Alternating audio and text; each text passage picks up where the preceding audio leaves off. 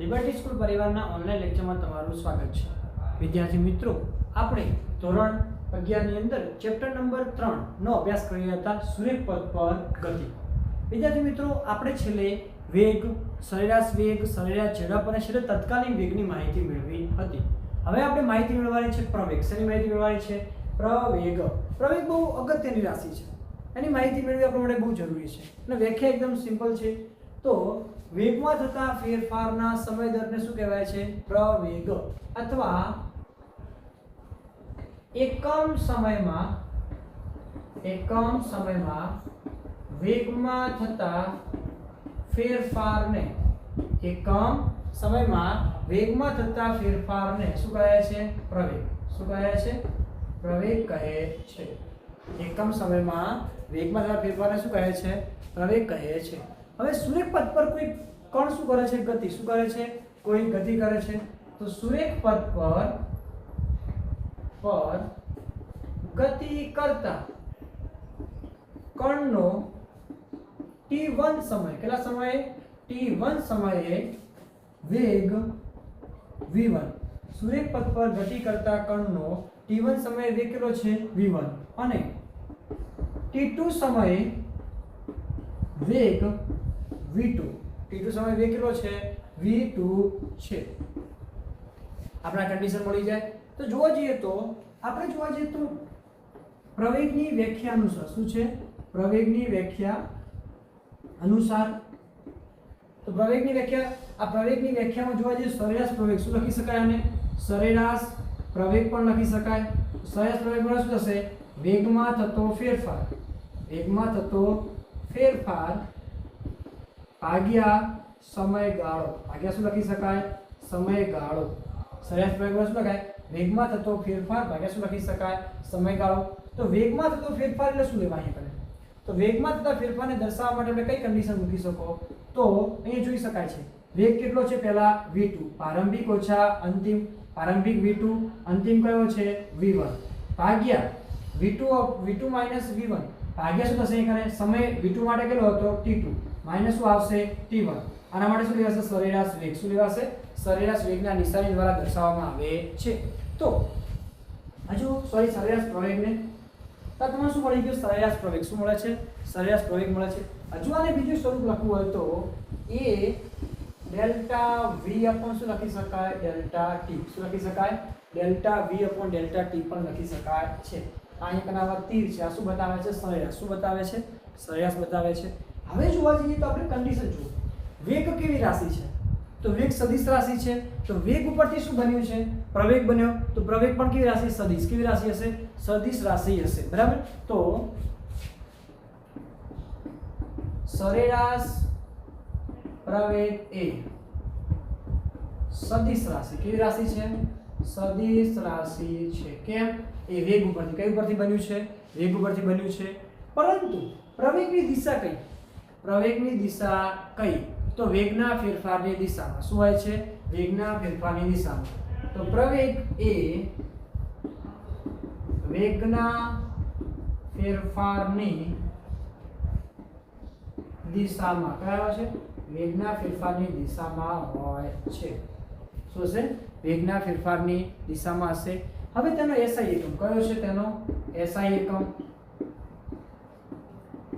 ચલો ત્યારે વેગનો ફેરફાર, વેગનો એકમ કયો હતો? તો મીટર પ્રતિ સેકન્ડ। કેટલો હતો? મીટર પ્રતિ સેકન્ડ ભાગ્યા t2 એટલે શું આવે? સેકન્ડ। તો નીચે ધાંગે સેકન્ડ, નીચે શું થશે? મીટર પ્રતિ સેકન્ડ સ્ક્વેર। શું થશે? મીટર પ્રતિ સેકન્ડ સ્ક્વેર। તો પ્રવેગનો એકમ શું બનશે? મીટર પ્રતિ સેકન્ડ સ્ક્વેર છે।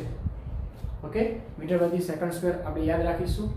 હવે બીજી કન્ડિશનમાં થોડું જોવા જઈએ તો ચલો આપણને શું મળી ગયું? મીટર પ્રતિ સેકન્ડ સ્ક્વેર। શું મળે છે? મીટર પ્રતિ સેકન્ડ સ્ક્વેર। હવે વેગ ધન જ હોય કે ઋણ જ હોય? વેગ ધન હોય કે ઋણ હોય? સોરી, પ્રવેગ તો વેગ કેવો હોય? ધન, ઋણ અને શૂન્ય હોઈ શકે। એ રીતે પ્રવેગ પણ શું છે?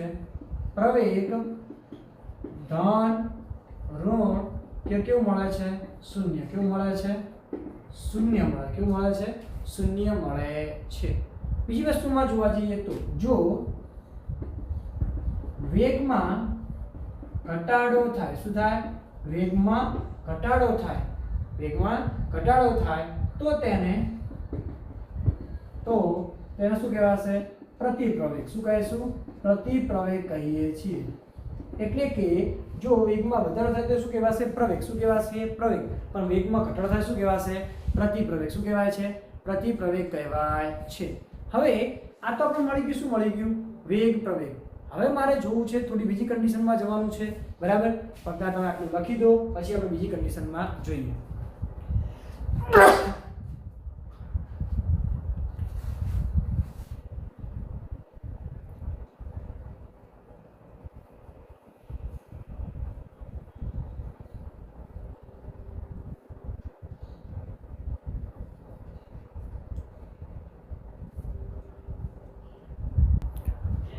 ચલો વિદ્યાર્થી મિત્રો, આપણે આગળ વધીએ. હવે આપણે જોઈશું તત્કાલીન પ્રવેગ. શું જોવાનું છે? તત્કાલીન પ્રવેગ. ઓકે, તો તત્કાલીન પ્રવેગ ક્યારે મળે? જો લિમિટ ડેલ્ટા ટી થી 0. શું લખ્યું છે? લિમિટ ડેલ્ટા ટી થી 0 લેવામાં આવે. શું લેવામાં આવે? લેવામાં આવે તો ટી સમયે તમને શું મળી જાય છે? તત્કાલીન પ્રવેગ. શું મળે છે? તત્કાલીન પ્રવેગ મળે છે. માટે તમે લઈ શકો અહીંયા કરે તત્કાલીન પ્રવેગ માટે a બરાબર લિમિટ ડેલ્ટા t થી 0. શું મળશે તમને?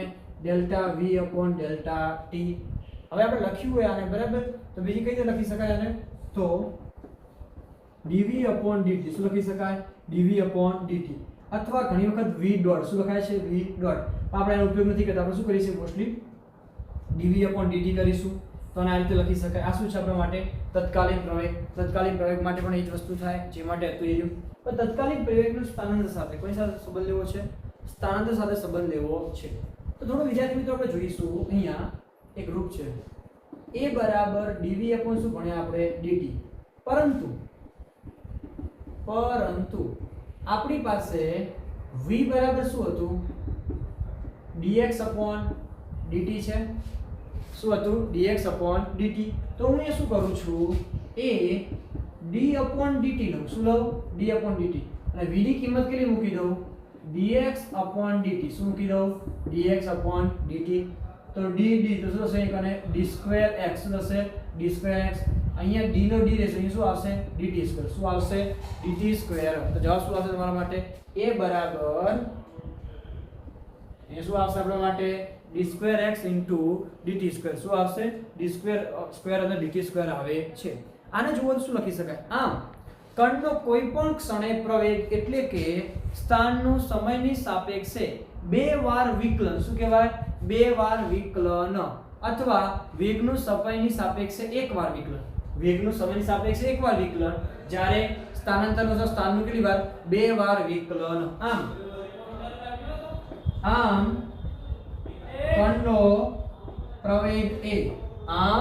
કણનો પ્રવેગ એ કોઈ પણ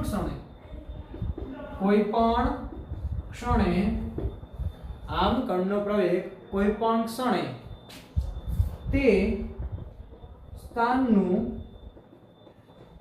સમયની સાપેક્ષે બે વાર વિકલન. શું લેવાય? બે વાર વિકલન. સમયની સાપેક્ષે બે વાર વિકલન તથા વેગનું સમયની સાપેક્ષે એક વાર વિકલન. કેટલી વાર? એક વાર વિકલન છે. તમે જોઈ શકો છો આ જે કન્ડિશન સમજો. વિકલન કોને કહેવાય? વિકલન અને સંકલનનો થોડો કોન્સેપ્ટ સમજાવી લઈએ આપણે. વિકલનનું એક મૂળ સ્વરૂપ છે d by d. શું છે? d by d. d ને ઇંગ્લિશમાં કહેવાય ડેરિવેશન. ડેરિવેશન ગુજરાતી થાય વિકલન. જો હું t ની સાપેક્ષે કરું શું લખાય? dt લખાય. જો હું x ની સાપેક્ષે કરું શું લખાશે? x લખાશે. જો હું y ની સાપેક્ષે કરું તો y લખાશે. અહીંયા કોની સાપેક્ષે છે? t સાપેક્ષે. તો શું આવ્યું? d by dt.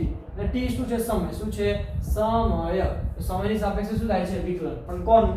અહીંયા આવશે સ્થાનાંતરનું એટલે કે x નું. અહીંયા કોનું આવશે? v. v એટલે શું આવશે? વેગ. તો આ રીતે તમે કોઈ પણ કિંમત મેળવી શકો છો. પ્રવેગની સ્થાનની સાપેક્ષે તેમજ વેગની સાપેક્ષે વિકલનમાં દર્શાવી શકાય છે. પ્રવેગ કેવું હોઈ શકે? ધન ઋણ કે શૂન્ય પણ હોઈ શકે છે. જો dv/dt ધન હોય તો કણના પ્રવેગની દિશા કઈ હશે? ધન x દિશામાં. શું હશે? ધન x. કેમ? તમે સમજી શકો છો. આ કન્ડિશન આપણે લઈએ, અહીંયા 0 લો. શું લઉં? 0. તો આ બાજુમાં તમને શું મળશે? ધન. આ બાજુમાં તમને શું મળશે? ઋણ. આ કઈ દિશા છે? +x. આ કઈ દિશા છે? -x. એટલે કે dv/dt કેવું હશે? ધન. કેવું હશે? ધન. તો પ્રવેગ કઈ દિશામાં હશે? +x દિશામાં. કઈ દિશામાં? +x દિશામાં. એ રીતે dv/dt શું હશે? ઋણ. શું હશે? ઋણ. તો પ્રવેગ કઈ દિશામાં હશે? -x. કઈ દિશામાં? -x એટલે કે ઋણ x ની દિશામાં મળે છે. હવે વેગ અને પ્રવેગની અંદર બંને ધન અથવા બંને ઋણ હોય તો કણની ઝડપમાં શું થાય? વધારો. શું થાય છે? વધારો. એટલે કે વેગ પણ ધન હોય અને પ્રવેગ પણ ધન હોય તો શું હશે? બંનેમાં વધારો. શું જોવા મળે છે?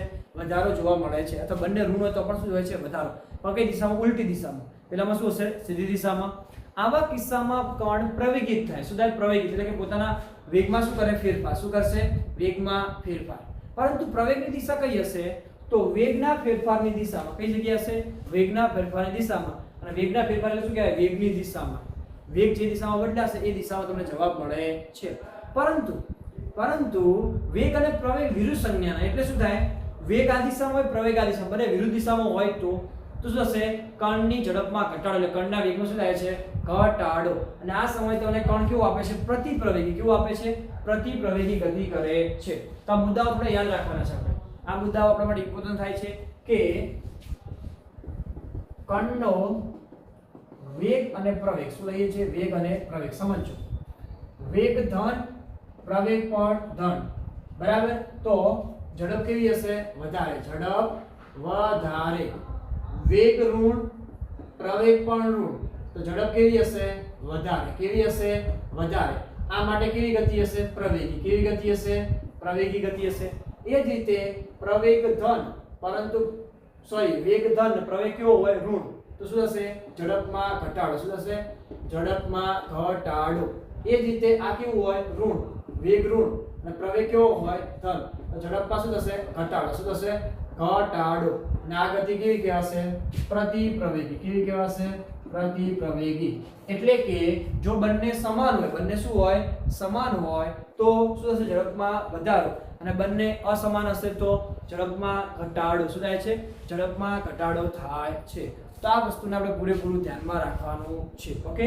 તો આ કન્ડિશન આપણા માટે થોડી ઇમ્પોર્ટન્ટ થઈ જાય છે એટલે આપણે એને સમજીશું. ઓકે? તો બીજી વસ્તુ જોઈશું આપણે. થોડી એક બીજી અસર જોવાની છે તો ધ્યાન નોટ કરી દો, પછી આપણે આગળ વધીએ.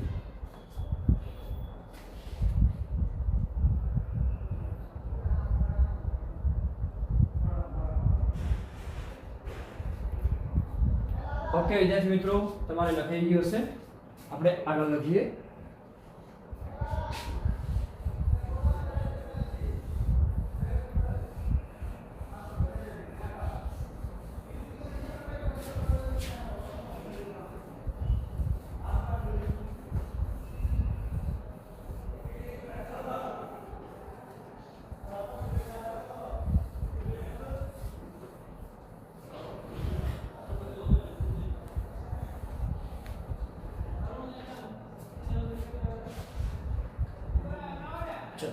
હવે એક પ્રશ્ન છે કે મુક્ત પતન પામતા પદાર્થ અને ઢાળવાળી સપાટી પરથી ગતિ કરતા પદાર્થ માટે ગેલિલીનું અનુમાન. એટલે કે મુક્ત પતન એટલે શું? કે આ રીતે કોઈ પેન છે, પેનને છોડી દીધી તો આ શું કરશે? મુક્ત પતન. શું કરે છે? મુક્ત પતન. અથવા કોઈ ઢાળવાળી સપાટી પર છોડવામાં આવે તો આ બંને વચ્ચે તફાવત શું? આ બંનેમાં ગેલિલીએ શું અનુમાન આપ્યું? આ બંને કન્ડિશનમાં શું સમાન આપ્યું? તો ગેલિલીએ એવું કહેવામાં આવ્યું કે મુક્ત પતન પામતા પદાર્થોની ગતિ માટે એવું કહી દીધું કે મુક્ત પતન પામતા પદાર્થોની ગતિમાં વેગના ફેરફારનો દર સમય સાથે કેવો રહે છે? અચળ. કેવો રહે છે? અચળ. પણ વેગના ફેરફારનો દર અંત સાથે અચળ નથી. હવે સમજવું જોઈએ. આ બે કન્ડિશન સમજવું છે. મુક્ત પતન માટે. શાના માટે? મુક્ત પતન માટે. મુક્ત પતન માટે શું કીધું તમને? એક અને મુક્ત પતન પામતા પદાર્થ માટે વેગનો ફેરફાર. વેગનો ફેરફાર નો દર સમય સાથે કેવો રહે છે? અચળ. કેવો રહે છે? અચળ. સમય સાથે અચળ. પરંતુ પરંતુ વેગનો ફેરફારનો દર, વેગના ફેરફારનો દર અંતર સાથે અચળ નથી. અંતર સાથે અચળ નથી. આ બે વસ્તુ કેવા શું માંગે છે તો થોડી સમજી લો. વેગના ફેરફારનો દર સમય સાથે શું છે? સમય સાથે. ત્યાં શું આવે? પ્રવેગ. શું આવે? પ્રવેગ. વેગના ફેરફારનો દર શું છે? સમય સાથે શું આવશે? પ્રવેગ. હવે પ્રવેગની કન્ડિશનમાં તમે લેવા જાઓ છો ત્યારે પ્રવેગ કેવો થાય? અચળ. કેવો બનશે? અચળ. કેમ? અહીંયા પ્રવેગનું મૂલ્ય આવશે ગુરુત્વ પ્રવેગ જેટલું. શું આવશે? ગુરુત્વ પ્રવેગ જેટલું, જેને g બરાબર શું લેવાય છે? 9.8 મીટર પ્રતિ સેકન્ડ સ્ક્વેર. શું લેવાય છે? g બરાબર 9.8 મીટર પ્રતિ સેકન્ડ સ્ક્વેર. એટલે કે આ મૂલ્ય તમે ગમે તેટલું કરશો બદલાતું છે નહીં. આ મૂલ્ય કેવું રહેશે? અચળનું અચળ. પણ કઈ કન્ડિશનની અંદર? વેગનો ફેરફાર સમય સાથે કેવો આવે? સમય સાથે. એટલે શું મળે તમને? પ્રવેગ. પ્રવેગ એટલે કેવો મળશે? ગુરુત્વ પ્રવેગ. એનું મૂલ્ય કેવું છે? ફિક્સ છે. એટલે કેવું? અચળ. પરંતુ વેગના ફેરફારનો દર અંતર સાથે શું આવે? અંતર સાથે. તો વેગના ફેરફારનો અંતર સાથે જ્યારે આવે છે ત્યારે તમને શું મળશે? તો ત્યારે તમને મળશે સ્થાનાંતર. શું મળશે? સ્થાનાંતર. અને જો ઉપરથી કોઈ વસ્તુને ફેંકવામાં આવે, ઉપરથી વસ્તુ ફેંકવામાં આવે તો સ્થાનાંતર સમાન રહેશે ખરી? ના, સ્થાનાંતર સમાન રહેશે નહીં. સ્થાનાંતર શું થાય? બદલાય. શું થાય છે? બદલાય છે. એટલે જ તો મુક્ત પતનની અંદર પદાર્થનું અંતર વધે તેમ વેગમાં થતો ફેરફારનો દર શું થાય છે? ઘટે છે. અંતર જેમ જેમ વધતું જાય એમ વેગમાનના ફેરફાર શું થાય? દર ઘટતો જાય છે. કારણ કે આ પદાર્થ જો ઉપર તરફ ફેંકું, દેખો તો ઉપર તરફ જેમ જેમ અંતર વધે કે ના વધે એમ શું થશે? વેગ ઘટે. શું થાય? વેગ ઘટે. અને વેગ ઘટે એક સમય શું થાય? શૂન્ય. શું હશે? શૂન્ય. શૂન્ય થાય છે ત્યારે પદાર્થ ક્યાં આવે છે? નીચે. ક્યાં આવે છે? નીચે. હવે આ પદાર્થ છે, આ ગતિ કરાવું છું, આ પદાર્થ ક્યાં આવ્યો? નીચે આવ્યો. નીચે આવે મારા હાથમાં કેવો થઈ ગયો? સ્થિર. કેવો થઈ જાય છે? સ્થિર. એટલે કે વેગ કેવો થઈ જાય છે? શૂન્ય. જેમ અંતર વધે છે તેમ વેગમાં ફેરફારનો દર શું થાય છે? ઘટે છે. તો મુક્ત પતન પામતા પદાર્થનું અંતર વધે તેમ તેના વેગમાં થતો ફેરફાર શું થાય છે? ઘટે છે. શું થાય છે? ઘટે છે. એકબીજાના કેવા છે? આમ જોવા જઈએ વ્યસ્ત પ્રમાણમાં. શું આવે? વ્યસ્ત. આમ કઈ વ્યસ્તમાં નથી, પણ આમ શું થાય છે? વ્યસ્ત પ્રમાણમાં તમને મળી શકે છે. હવે જોવા જઈએ તો બીજી કન્ડિશનમાં એક પ્રશ્ન જોવા જઈએ આપણે. આને થોડું વધારે સમજીએ. આ પ્રશ્ન કે વેગનો ફેરફાર ક્યારે ક્યારે થઈ શકે? વેગનો ફેરફાર ક્યારે ક્યારે થઈ શકે? કઈ કઈ કન્ડિશનની અંદર? તો ત્રણ પ્રકારની કન્ડિશન. શું છે? ત્રણ પ્રકારની કન્ડિશન વેગના ફેરફાર માટે. પહેલી, વેગના મૂલ્યમાં શું થાય? વેગના મૂલ્યમાં ફેરફાર થાય તો શું થાય? વેગનો ફેરફાર થશે. મૂલ્ય બદલાય, દિશા એની રહે પણ શું થાય? મૂલ્ય બદલાય તો શું થશે? વેગનો ફેરફાર થશે. બીજી વસ્તુ, વેગની દિશા બદલાય. શું બદલાય? વેગની દિશાના ફેરફારને લીધે વેગનો ફેરફાર શું થાય છે? બદલાય છે. વેગના ફેરફાર. અથવા ત્રીજી કન્ડિશનની અંદર વેગના મૂલ્ય અને દિશા બંને બદલવાથી, બંનેના ફેરફારથી શું થાય છે? વેગમાં ફેરફાર તમને જોવા મળે છે. તો ત્રણેય કન્ડિશન તમે જોઈ શકો છો. વેગનો ત્રણેય પ્રકારના શું જોવા મળશે? ફેરફાર. શું જોવા મળે છે? ફેરફાર જોવા મળી શકે છે. તો આ કન્ડિશન આપણે થોડું ધ્યાનમાં રાખવાની છે. આ કન્ડિશન આપણે ઉપયોગ વારંવાર કરવાનો થશે તો આપણે એને પૂરેપૂરું કેચઅપ કરીશું. ઓકે, તો આ શું વેગનો ફેરફાર નિવેદન શોધી મુક્ત પતનની કન્ડિશન, એમાં કઈ કન્ડિશન બને છે એના મુદ્દાઓ ખાસ યાદ રાખવા જેવા છે. કેમ? કે આ પ્રશ્ન આપણી સામે આવી જાય છે ટૂંકા પ્રશ્નોની અંદર, તો આપણે કામ આવી શકે છે. ઓકે, ચલો ફટાફટ આપણે લખી દો, પછી આપણે આગળ જોઈએ.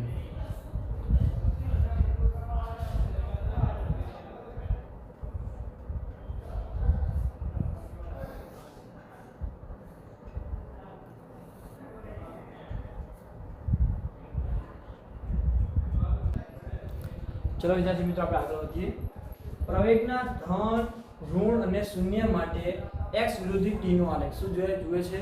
x વિરુદ્ધ t નો આલેખ આપણે લાવવાના છે. 3 આલેખ આપણે દોરવાના છે. પણ એની પહેલા સમજીએ કે નિયમિત પ્રવેગી ગતિ કરતો કોઈ પણ પદાર્થ લેવામાં આવે તો તેનો સરેરાશ પ્રવેગનું મૂલ્ય સ્થાનાંતરના ગાળા એટલે કે સ્થાનાંતરની અંદર તમને મળે છે. સ્થાનાંતરના આધારે તમે મેળવી શકો છો. સ્થાનાંતરના અલગ અલગ મૂલ્યો દ્વારા તમે શું કરી શકો છો? મેળવી શકો છો. ધારો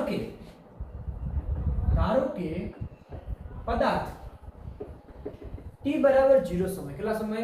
t બરાબર 0 સમયે v0 વેગ થી અને t બરાબર t સમયે વેગ v થાય છે. કેટલો થાય છે? v થાય છે. કોઈ પદાર્થ છે t બરાબર 0 સમયે કેટલો વેગ છે? v0 અને t બરાબર t સમયે વેગ કેટલો છે? v થાય છે. આથી સરેરાશ પ્રવેગ a બરાબર તમે a બાર પણ લઈ શકો, એટલું a પણ લખી શકાય, બરાબર, કોઈ વાંધો નહીં આવે. એક a લખશું તો હવે શું આવશે? અંતિમ ઓછા પ્રારંભિક. અંતિમ કેટલું છે? v. પ્રારંભિક કેટલું છે? v0. v માટે સમય કેટલો છે? t અને એકમ કેટલો છે? 0. તો જવાબ શું આવશે? a બાર બરાબર v v0 પર શું થશે? t. શું થશે? v v0 t. આ સૂત્રનો આપણે ઉપયોગ થવાનો છે. ઓકે, હવે આપણે જઈશું 3 આલેખ. પહેલા તો જઈએ છીએ ધન માટે. શાના માટે જોઈશું આપણે? ધન માટે. કોનો? x વિરુદ્ધ t નો. કોનો જોઈશું આપણે? x વિરુદ્ધ t નો આલેખ ધન માટે. તો કયા પ્રકારનો બનશે? તો થોડું ધ્યાન રાખજો. કઈ આ રીતે ઉપર તરફ. કઈ તરફ થશે? ઉપર તરફ વક્ર ભાગ. શું થશે? ઉપર તરફ વક્ર ભાગ. તો એ સમયે તમને શું મળશે? a ધન. કેવો મળશે? a ધન. એટલે પ્રવેગ કેવો મળશે તમને? ધન. કેવો મળશે? ધન મળે છે. એ જ રીતે બીજો આલેખ લઈએ છીએ આપણે ઋણ માટે. શાના માટે લઈશું? ઋણ માટે. x વિરુદ્ધ t નો આલેખ. કઈ નહીં કહેવાનું, ઉલટું. શું કરી દેવાનું છે? ઉલટું દર્શાવી દો. તો આ કયા પ્રકારનો આલેખ બનશે? ઋણ. કેવો પ્રકારનો બનશે? ઋણ પ્રકારનો આલેખ બને છે.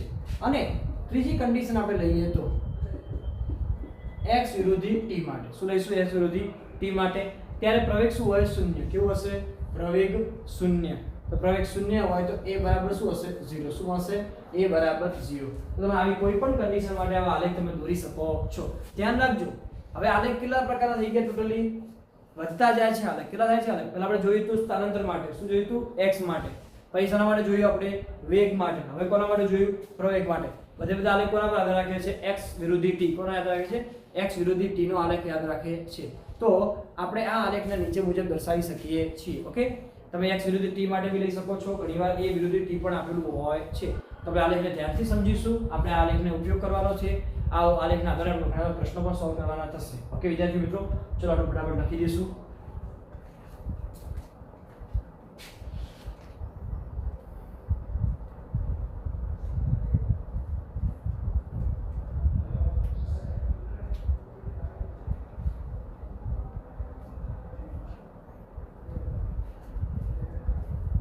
ઓકે વિદ્યાર્થી મિત્રો, આજે આટલું રાખીએ છીએ.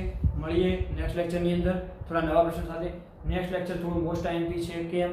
એમાં આપણે અગત્યની થિયરી સાબિત કરવાની થશે એટલા માટે. જે મોસ્ટ આઈએમપી છે એટલા માટે. ઓકે, તો ત્યાં સુધી વાંચતા રહો, લખતા રહો, તૈયાર કરતા રહો. Thank you very much.